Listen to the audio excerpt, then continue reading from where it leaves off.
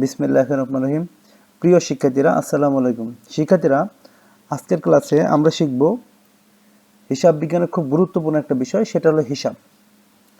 খেয়াল করে দেখি, হিসাব হলো কোনো নির্দিষ্ট ব্যক্তি, প্রতিষ্ঠান, সমিতির সম্পত্তি, দায় ও আয় ব্যয় সংক্রান্ত লেনদেনগুলোর সংক্ষিপ্ত বিবরণীকে হিসাব বলা হয়। তাহলে আমরা একটা বিষয় বুঝলাম যে কোনো ব্যক্তি বা প্রতিষ্ঠানের সম্পত্তি, দায়, আয় ব্যয় সংক্রান্ত লেনদেনগুলো যে সংক্ষিপ্ত বিবরণী, সেটাকে বলা হয় হিসাব। অবশ্য হিসাবের আরেকটা সংজ্ঞা আছে, এভাবে শ্রেণীবদ্ধ সংক্ষিপ্ত বিবরণীকে হিসাব বলা হয়। তা আমরা যেভাবেই বলি না কেন, মনে রাখবা মূলত হিসাব হলো খতিয়ান। হিসাব হলো কি? খতিয়ান। কোনো ব্যক্তি বা বস্তু সম্পর্কিত লেনদেন সমূহের সংরক্ষিত সংক্ষিপ্ত খতিয়ানকে কিন্তু হিসাব বলা হয়। অর্থাৎ হিসাব মানেই খতিয়ান, এটা সবসময় মাথায় রেখে দিবা। খেয়াল করো, একটা প্রতিষ্ঠানের হিসাব সংখ্যা কত হবে সেটা কিন্তু সম্পূর্ণ তার নিজস্ব বিষয়। তবে হিসাবের পরিমাণ অনেক বেশি হলে হিসাবের তার সঠিক ফলাফল প্রকাশে ব্যর্থ হবে। তুমি মনে করো, আমরা যে ছোটোখাটো সব বিষয় হিসাব রাখি, ধরো কাগজ কিনলাম, কাগজ হিসাব লিখলাম, কলম কিনলাম, কলম হিসাব ডেবিট করলাম, তারপরে সুই সুতা যা কিনলাম সব কিছু মনিহারি না লিখলাম, সেটা সুই ডেবিট, সুতা ডেবিট, আলপিন ডেবিট, কলম ডেবিট সব লিখে ফেললাম। এতে কী হবে?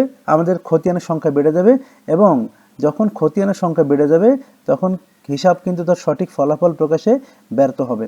আবার হিসাবের পরিমাণ খুব কমও করা যাবে না, তাহলে কি হিসাব তার সঠিক ফলাফল প্রকাশে ব্যর্থ হবে। মনে করি, ধরো আমাদের যত ধরনের ব্যয় করলাম, ব্যয়ের স্পেসিফিক খাত না রেখে আমি সব ব্যয়কে একবারে ডেবিট করে ফেললাম, সকল সম্পদকে একবারে ডেবিট করে ফেললাম, তো আবার সকল দায়কে একবারে ক্রেডিট করে ফেললাম।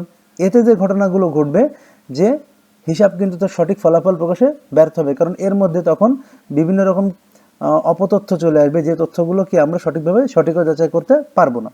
তাহলে বলা চলে হিসাবকে নির্দিষ্ট পরিধির মধ্যে রাখতে হবে, তাহলে হিসাব তার সঠিক ফলাফল প্রকাশে সক্ষম হবে। শিক্ষার্থীরা, এরপর আসবো হিসাবের প্রকারভেদ। খেয়াল করে দেখো, সনাতন পদ্ধতিতে হিসাব 3 প্রকার: একটা ব্যক্তিবাচক হিসাব, একটা সম্পত্তিবাচক হিসাব, একটা নামিক হিসাব। খেয়াল করো, ব্যক্তিবাচক হিসাব যে সাথে ব্যক্তি বা প্রতিষ্ঠান জড়িত, মনে রাখবা ব্যক্তি বা প্রতিষ্ঠান জড়িত যে হিসাব সেটাকে বলে ব্যক্তিবাচক হিসাব। যেমন দেখো, এখানে দেওয়া আছে অনু হিসাব, নিলয় হিসাব, বাংলাদেশ ব্যাংক হিসাব, এগুলো ব্যক্তিবাচক হিসাব।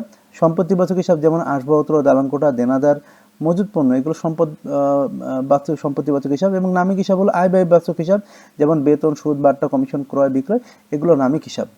তো শিক্ষার্থীরা, এরপরে যে বিষয়টা আসবো আধুনিকভাবে হিসাবের প্রকারভেদ। খেয়াল করো, তো আধুনিক পদ্ধতি হিসাবকে মোট 5 ভাগে ভাগ করা হয়। তার মধ্যে একটা হচ্ছে সম্পদ হিসাব।